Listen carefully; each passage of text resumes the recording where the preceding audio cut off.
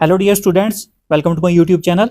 आज का जो हमारा टॉपिक रहेगा वो रहेगा क्लास 10th मैथ से some applications of trigonometry chapter number 9 की आज हम इंट्रोडक्शन करेंगे। इस चैप्टर की इंट्रोडक्शन ज़्यादा बड़ी नहीं है, 2-3 चीज़ें हैं वही हमने इसमें सीखनी है और हम जो है 2 एग्जाम्पल्स भी जो है इंट्रोडक्शन में ही कवर करेंगे, जिससे आपको पता चलेगा एक्सरसाइज में क्वेश्चन जो है कैसे है। तो यहाँ पर पहले क्या लिखा है हमने, line of site. Line of site को समझने से पहले सबसे पहले हमें जो है हॉरिजॉन्टल लेवल या हॉरिजॉन्टल लाइन को समझना जरूरी है। तो सबसे पहले हम यहाँ पर एक पर्सन बना लेते हैं। मान लो ये कोई पर्सन है, मतलब यहाँ पर कोई हमने ऑब्जर्वर बना लिया। अब इसकी आंखें यहाँ पर हमने बना ली, ध्यान से समझना। आप यहाँ पर हमने एक ऑब्जर्वर बनाया और यहाँ पर इसकी आंखें हैं। इसकी आंखों से जो स्ट्रेट आगे की तरफ लाइन बनेगी, इस लाइन को हम क्या बोलेंगे, हॉरिजॉन्टल लाइन या हॉरिजॉन्टल लेवल। सबसे पहले जब हमें हॉरिजॉन्टल लाइन का पता होगा, ये हॉरिजॉन्टल लाइन या हॉरिजॉन्टल लेवल क्या होता है, उसके बाद ही हमें जो है angle of elevation, angle of depression जो है का भी पता चलेगा, जो हमने इस चैप्टर में पढ़ने हैं।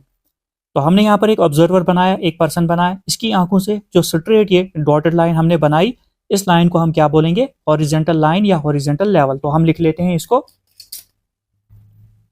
तो ये वाली जो लाइन है इसको हम बोलेंगे हॉरिजॉन्टल लाइन या आर हॉरिजॉन्टल लेवल भी इसको बोलते हैं। तो ये चीज आपने एक समझ ली यहां पर।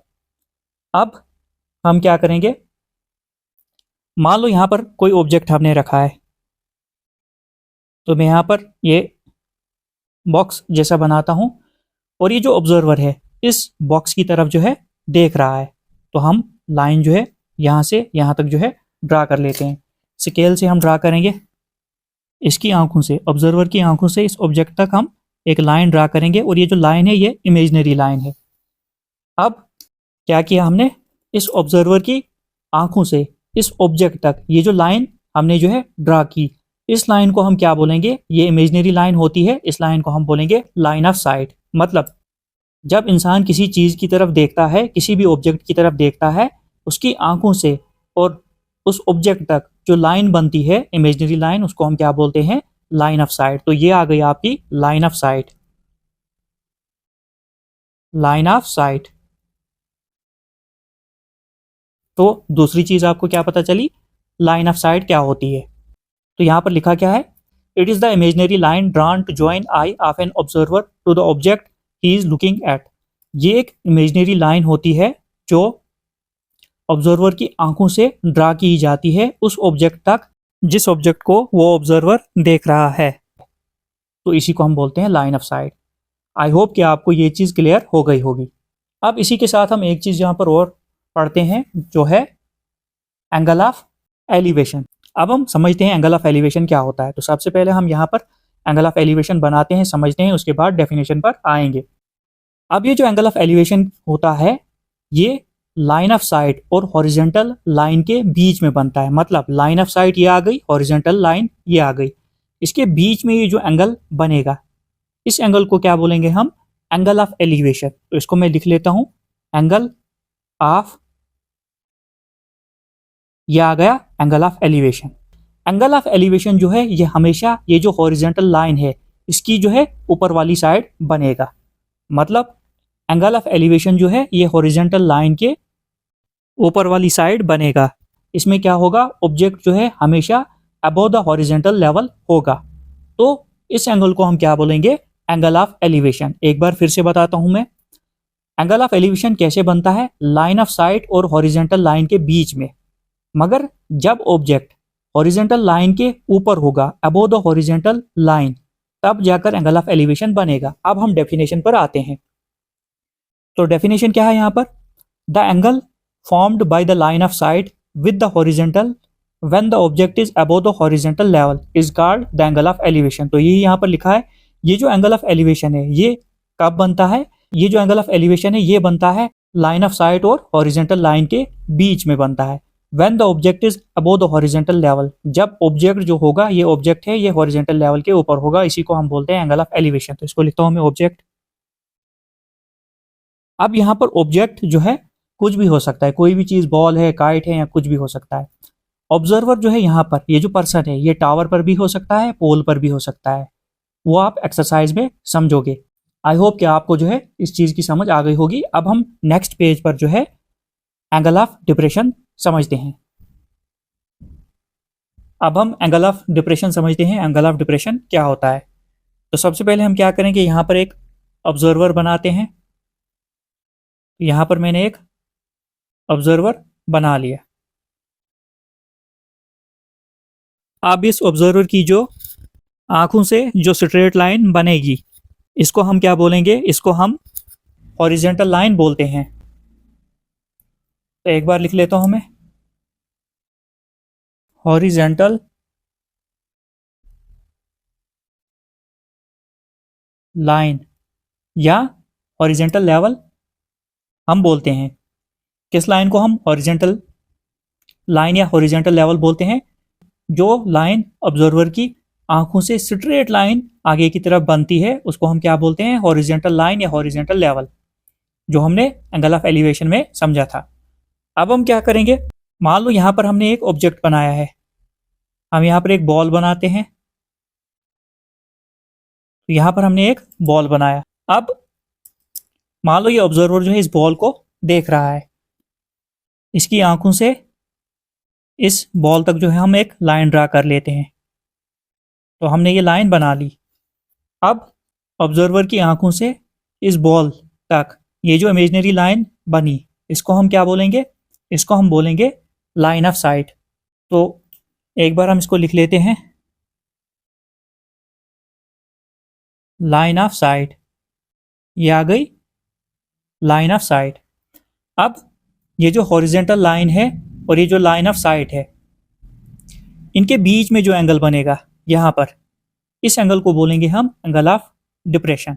अब पीछे हमने पढ़ा था, ये जो एंगल ऑफ एलिवेशन है ये हॉरिजेंटल लाइन के ऊपर वाली साइड बनता है, और ये जो एंगल ऑफ डिप्रेशन है ये हॉरिजेंटल लाइन के निचली साइड बनता है, बिलो द हॉरिजेंटल लाइन। इसको हम क्या बोलेंगे? Angle of depression. ये वाला जो एंगल बना, इसको हम क्या बोलेंगे? एंगल ऑफ डिप्रेशन हम इसको बोलेंगे। आई होप कि आपको समझ आ गई होगी एंगल ऑफ डिप्रेशन क्या होता है। तो एक बार हम यहाँ पर एंगल ऑफ डिप्रेशन की डेफिनेशन पढ़ लेते हैं। The angle formed by the line of site with the horizontal.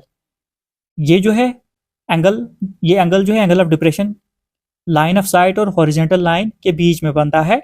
When the object is below the horizontal level, जब ऑब्जेक्ट जो होगा वो हॉरिजेंटल लेवल मतलब हॉरिजेंटल लाइन से नीचे वाली साइड होगा, नीचे की तरफ होगा, is called the angle of depression. तो उसी को हम एंगल ऑफ डिप्रेशन कहते हैं।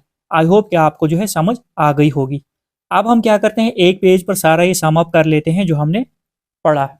अब हम सम अप करके ये सारा एक ही पेज पर समझते हैं हमने क्या क्या पढ़ा। सबसे पहले हम क्या करेंगे, एक ऑब्जर्वर यहाँ पर बनाएंगे।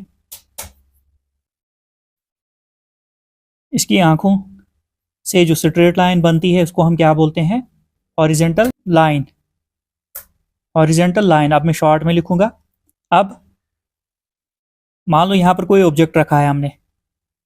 ये ऑब्जर्वर जो है इस ऑब्जेक्ट को देख रहा है। इस ऑब्जर्वर की आंखों से इस ऑब्जेक्ट तक जो इमेजिनरी लाइन हमने बनाई, इसको हम क्या बोलेंगे?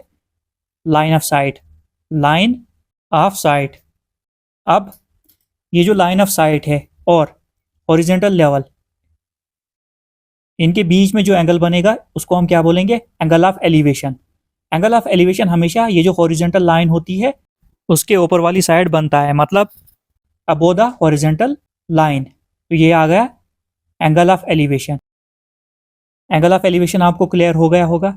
अब मान लो ऑब्जेक्ट को यहाँ पर हमने रखा है। मान लो हमने यहाँ पर ये बॉल बना लिया। अब ये जो ऑब्जर्वर है ये इस बॉल की तरफ देख रहा है।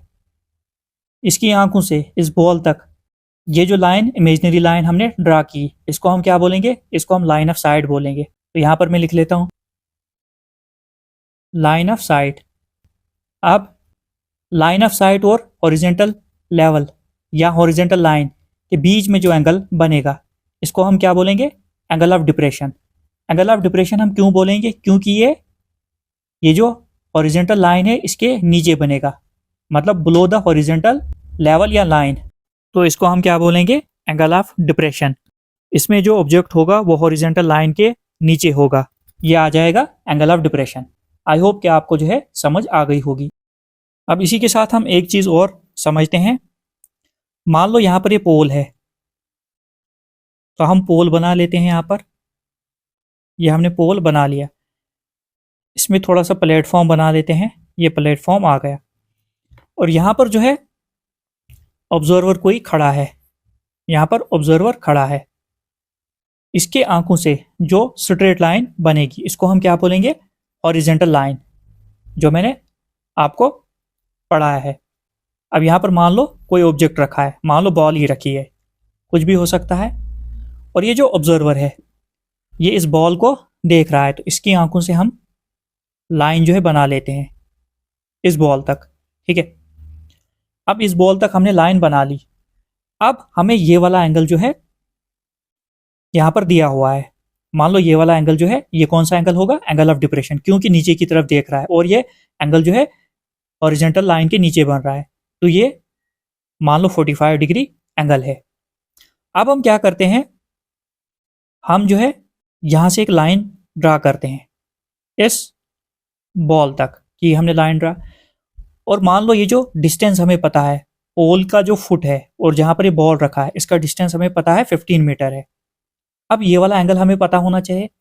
ये वाला एंगल हमें पता है 45 डिग्री है। ये वाला एंगल हम कैसे निकालेंगे? अब देखो ये कैसे निकालेंगे हम।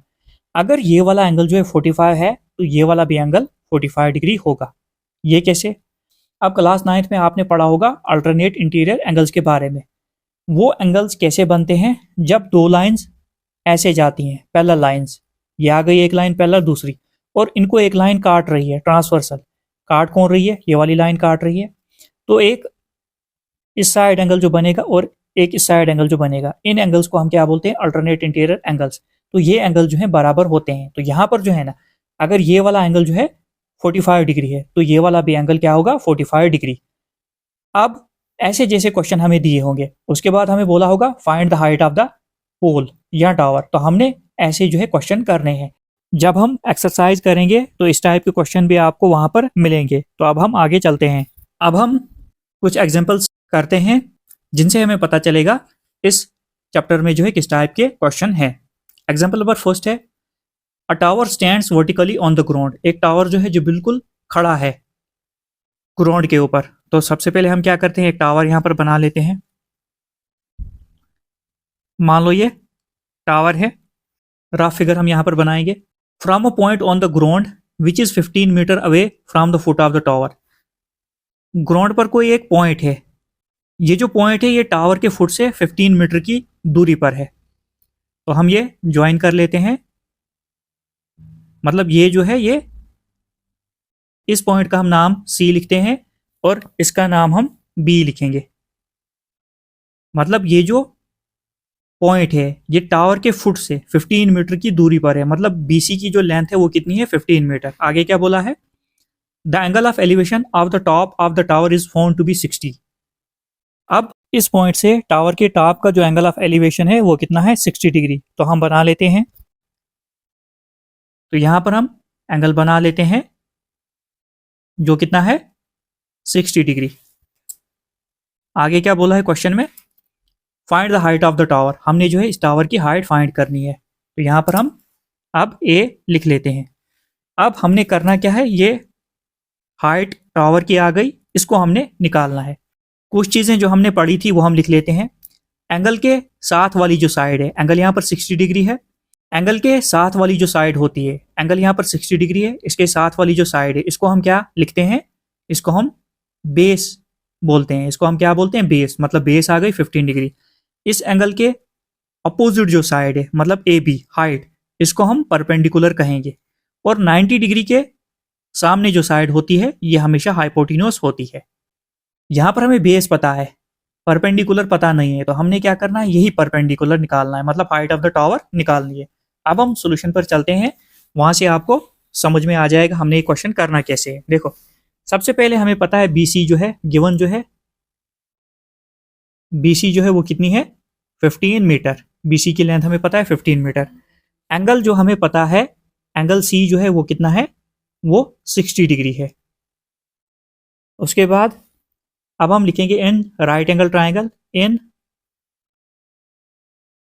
राइट एंगल्ड ट्राइंगल क्या है, A B C, A B C, जिसमें राइट एंगल जो है वो कहां पर है, बी पर है।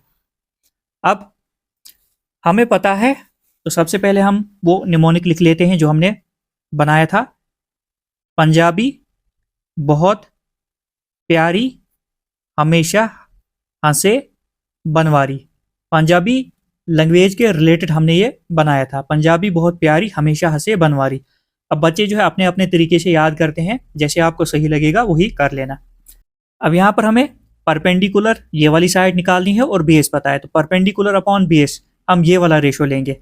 अब ये होता क्या है, साइन कॉस टेन, ये टेन होता है, मतलब परपेंडिकुलर अपॉन बेस जो होता है वो टेन होता है। तो एंगल कितना दिया है, 60 डिग्री, मतलब हम टेन 60 डिग्री यहाँ पर लेंगे। यहाँ पर हम क्या लिखेंगे, परपेंडिकुलर अपॉन बेस, परपेंडिकुलर क्या है ए बी और बेस क्या है बी सी। तो यहाँ पर परपेंडिकुलर क्या है ए बी, तो हम लिख लेते हैं यहाँ पर ए बी, बेस क्या है B C. Perpendicular upon base किसके बराबर होता है, टेन के बराबर। टेन एंगल कितना है 60 डिग्री, तो हमने क्या लिया यहाँ पर टेन 60 डिग्री ले लिया। तो अगर इसकी जगह टेन की जगह आप कॉट भी ले सकते हो, उससे भी आंसर आपका निकल जाएगा। अब ए बी तो हमें पता नहीं है, तो इसको हम ऐसे लिखेंगे। बी सी क्या है, बी सी यहाँ पर हमें पता है 15 है, तो लिखा हमने 15। अब ये जो टेन 60 डिग्री होता है ये किसके बराबर होता है, ये होता है √3 के बराबर। तो इसके नीचे हम 1 यहाँ से लिख लेते हैं। अब हम मल्टीप्लाई करेंगे 1 इंटू ए बी, ये ए बी हो जाएगा, 15 इंटू √3, यह आ जाएगा 15 √3, क्योंकि नंबर पहले आता है, रूट वाली टर्म बाद में आ जाती है। तो ए बी, ये जो हाइट ऑफ द टावर आ गई, ये कितनी आ गई 15 √3। बुक में आंसर यही दिया है, मगर हम पूरा करेंगे, 15 की मल्टीप्लाई √3 के साथ हम करेंगे। अब 15 अगर हम ऐसे ही लिखेंगे, मल्टीप्लाई बाय √3 की वैल्यू कितनी होती है, लगभग 1.73। जब मल्टीप्लाई करोगे तो वो आ जाएगा 25.95 मीटर। अगर ऐसे आंसर छोड़ोगे तब भी ठीक है, ऐसे अगर करोगे तब भी ठीक है। √3 की वैल्यू हमें पता है 1.73 है, 15 की मल्टीप्लाई जब 1.73 से करोगे 25.95 जो है अप्रोक्स आंसर आपका आ जाएगा। हम अब लास्ट में लिखते हैं hence the height of the tower is, तो लास्ट स्टेप में हमने क्या लिखा, hence the height of the tower is 15 √3 या 25.95 मीटर। आई होप कि आपको जो है एग्जाम्पल नंबर फर्स्ट की समझ आ गई होगी, हमने ये कैसे की। अब हम एग्जाम्पल नंबर 2 पर चलते हैं। अब हम एग्जाम्पल नंबर 2 देखते हैं। एग्जाम्पल नंबर 2 है an electrician has to repair an electric fault on a pole of height 5 metre. एक इलेक्ट्रिशियन जो है उसको जो है इलेक्ट्रिक फॉल्ट जो है रिपेयर करना है एक पोल पर जिसकी हाइट कितनी है 5 मीटर। तो रफ फिगर हम बना लेते हैं। तो सबसे पहले मान लो यहाँ पर हमने ये पोल बना लिया, ये पोल आ गया, इसको हम लिखेंगे ए और ये डी। आगे क्या बोला है, she needs to reach a point 1.3 metre below the top of the pole to undertake the repair work. अब वो जो इलेक्ट्रिशियन है उसको क्या करना है, टॉप से नीचे जो है 1.3 मीटर आना है, उसके बाद यहां पर कहीं जो है वो फॉल्ट जो है रिपेयर करना है। तो इस पॉइंट का नाम हम बी लिख लेते हैं। पूरे पोल की जो हाइट है वो है 5 मीटर और ए बी जो है वो है 1.3 मीटर। यह आ गई 1.3 मीटर ए से लेकर बी तक, और पूरे पोल की जो हाइट है वो है 5 मीटर यहां से यहां तक। इतना आपको क्लियर हो गया होगा। उसके बाद आगे क्या बोला है, what should be the length of the ladder that she should use which when inclined at an angle of 60 degree to the horizontal would enable her to reach the required position। उसके बाद बोला है वो जो electrician है वो कितनी length की जो है लैडर यूज करेगी इस पॉइंट तक पहुंचने के लिए, उसके बाद वो रिपेयर का काम यहाँ पर करेगी। और वो जो लैडर है हॉरिजेंटल मतलब ग्राउंड के साथ जो एंगल वो बनाती है वो 60 डिग्री बनाती है। तो सबसे पहले हम यहाँ पर ये लाइन जो है स्ट्रेट ले जाते हैं ग्राउंड लेवल, और ये जो लैडर है ये इस ग्राउंड के साथ जो एंगल बनाती है यहाँ पर वो कितना एंगल बनाती है 60 डिग्री। यहाँ से हम ऐसे लैडर पूरी बना लेते हैं। ये आ गई लेडर। उसके बाद आगे क्या बोला है, also how far from the foot of the pole should she place the foot of the ladder. और ये भी बोला है पोल के फुट से जो है वो कितनी दूरी पर जो है लेडर का फुट प्लेस करेगी। इसका नाम हम देते हैं सी। मतलब हमने डीसी की लेंथ भी फाइंड करनी है, लेडर की लेंथ क्या है, लंबाई क्या है, वो भी हमने फाइंड करनी है, और डीसी भी हमने जो है यहाँ पर फाइंड करनी है। तो यहाँ पर आ जाएगा right angle 90 degree angle. Angle के साथ जो साइड होती है वो बेस होती है। उसके बाद एंगल की अपोजिट साइड जो होती है वो परपेंडिकुलर होती है। तो यहाँ पर आ जाएगी ये परपेंडिकुलर, ये वाली साइड परपेंडिकुलर, ये वाली हाइपोटेन्यूज जो हमने निकालनी है, और ये वाली बेस। तो ये मैंने बता दी। अब हम क्वेश्चन पर चलते हैं। तो सॉल्यूशन में हम क्या करेंगे, सबसे पहले लिखेंगे हाइट ऑफ द पोल जो क्या है एडी, वो है 5 मीटर। उसके बाद ए बी जो है वो कितनी है 1.3 मीटर। एंगल जो है एंगल ऑफ एलिवेशन, मतलब एंगल सी जो है वो आ गया 60 डिग्री। अब हमें बी डी चाहिए, क्योंकि हमें ट्राइंगल जो है बी डी सी लेनी है, इतनी ही ट्राइंगल हम लेंगे, तो हमें बी डी की लेंथ यहाँ पर फाइंड करनी है, बी डी कितनी है। अगर हम ए डी मतलब 5 में से 1.3 माइनस करेंगे तो हमें बी डी की लेंथ मिल जाएगी। अब देखो बी डी हम कैसे निकालेंगे, B D is equal to, अगर हम पूरी ए डी में से माइनस करेंगे ये ए बी, तो हमें बी डी मिल जाएगी। तो ए डी कितनी है 5 माइनस ए बी कितनी है 1.3। जब हम माइनस करेंगे यह आएगा 3.7 मीटर्स। मतलब ये जो लेंथ आ गई यहां से डी पॉइंट तक, ये आ गई 3.7 मीटर्स। अब हमें ये वाली साइड पता है, हमें ये वाली साइड निकालनी है, तो हम यही रेशो लेंगे। अब देखो कैसे, पहले हम लिख लेते हैं इन राइट ट्राइंगल क्या है B D C, B D C triangle क्या है बी डी सी। इसमें क्या है, अब एक बार हम लिख लेते हैं पंजाबी बहुत प्यारी हमेशा हंसे बनवारी। तो पंजाबी लैंग्वेज के रिलेटेड हमने ये जो है एक निमोनिक बनाई थी, पंजाबी बहुत प्यारी हमेशा हंसे बनवारी। ये वाली साइड हमें पता है ये क्या है परपेंडिकुलर, और ये वाली निकालनी है हाइपोटेन्यूज। तो परपेंडिकुलर अपॉन हाइपोटेन्यूज क्या होता है, ये साइन होता है। तो हम ये वाला रेशो यूज करेंगे, साइन और एंगल कितना है 60, मतलब साइन 60 डिग्री हम यूज करेंगे। तो यहां पर हम लिखेंगे परपेंडिकुलर क्या है बी डी अपॉन हाइपोटेन्यूज क्या है बी सी, बराबर किसके साइन 60 डिग्री। Sine perpendicular upon hypotenuse, perpendicular upon hypotenuse बराबर किसके होता है साइन के। तो एंगल कितना है 60, तो लिखा हमने साइन 60। अब बी डी तो हमने अभी निकाली 3.7, तो यहां पर बी डी की जगह हम क्या लिखेंगे 3.7 अपॉन बी सी, हम बिल्कुल ऐसे ही लिखेंगे। साइन 60 डिग्री कितना होता है √3 अपॉन 2 होता है। अब हम क्रॉस मल्टीप्लाई करेंगे यहाँ पर बी सी इंटू √3, यह आ जाएगा B C √3 is equal to 2 into 3। इसको एक बार लिख लेते हैं हम, 2 की मल्टीप्लाई जब हम करेंगे 3.7 से, बी सी के साथ √3 यहाँ पर मल्टीप्लाई में इस साइड जाएगा तो डिवाइड में चला जाएगा, तो यहाँ पर क्या बचा B C is equal to 2 into 3.7 upon √3। यहाँ पर हम क्या लिखेंगे B C is equal to 2 7 ज़र 14, 14 का 4 कैरी रहेगा 1, 2 3 ज़र 6 + 1 7, तो ये 7.4 आ जाएगा। तो नीचे √3 की वैल्यू कितनी होती है 1.73, 1.73 √3 की वैल्यू होती है। तो अब हम क्या करेंगे B C is equal to,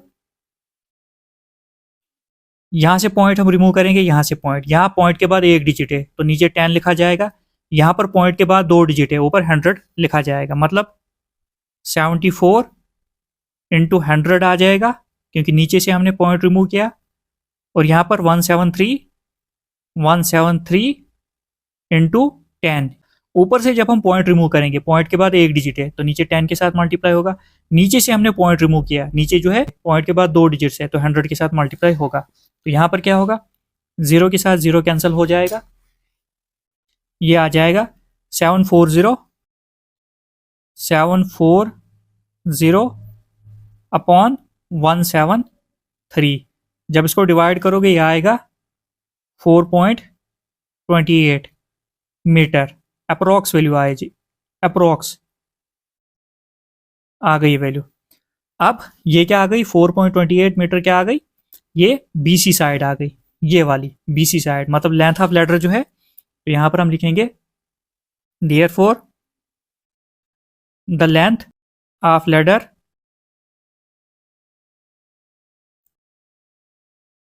should be 4.28 metre. ये आ गया। अब ये तो हमें पता चल गया, ये कितना आ गया, 4.28 मीटर। अब हमें ये भी बोला है, ये जो पोल का फुट है, पोल के फुट से कितनी दूरी पर जो है ये लैडर का फुट उसने जो है प्लेस किया है, मतलब हमने सीडी बोलो या डीसी की भी लेंथ हमने फाइंड करनी है। तो अब हम इजीली ये भी फाइंड कर सकते हैं। तो बाकी क्वेश्चन हम यहां पर ले जाते हैं। तो यहां पर हम क्या लिखेंगे, in triangle BDC, right angle triangle यही आ जाएगी फिर से, क्योंकि अब हमने ये वाली निकालनी है। अब हमें ये वाली साइड हमें पता है, ये वाली पता नहीं है, तो हम ये वाली साइड यूज करके ये वाली साइड भी निकालेंगे। देखो कैसे। अब यहां पर हमें पता है DC अपॉन BD, तो यहां पर हमने क्या लिखा, DC अपॉन BD। DC जो है बेस और BD क्या है, परपेंडिकुलर। B अपॉन P क्या होता है, ये कॉट के बराबर होता है, मतलब कॉट 60 डिग्री हमने लेना है, is equal to cot 60 degree. अब यहां पर ये भी लिख लेता हूं मैं, ये क्या आ गया, बेस अपॉन परपेंडिकुलर। अब DC क्या है ये हमें पता नहीं है, तो इसको हम ऐसे ही लिखेंगे। BD क्या है, 3.7 कॉट 60 डिग्री किसके बराबर होता है, 1/√3। क्रॉस मल्टीप्लाई हम करेंगे यहां पर भी, √3 इंटू DC, यह आ जाएगा DC √3, उसके बाद 3.7 इंटू 1, तो यह आ जाएगा 3.7। DC के साथ √3 मल्टीप्लाई में इस साइड, DC के साथ √3 मल्टीप्लाई में इस साइड आएगा, डिवाइड में चला जाएगा, तो DC यहां पर ऐसे ही बचेगा, इज इक्वल टू 3.7 अपॉन √3। उसके बाद यहां पर DC इज इक्वल टू 3.7 हम ऐसे ही लिखेंगे, √3 की वैल्यू जो होती है 1.73 होती है। तो यहां पर हम इसको अलग कर लेते हैं। अब यहां से क्वेश्चन हम यहां पर ले जाते हैं, तो DC ऐसे ही हम लिखेंगे, पॉइंट रिमूव करेंगे यहां से हम, और यहां से भी हम पॉइंट रिमूव करेंगे, तो यह आएगा 37 इंटू 100 अपॉन 173 इंटू 10। नीचे से हमने जो है पॉइंट रिमूव किया, पॉइंट के बाद 2 डिजिट्स हैं तो 2 जीरोस लगेंगे, मतलब 100 आ जाएगा।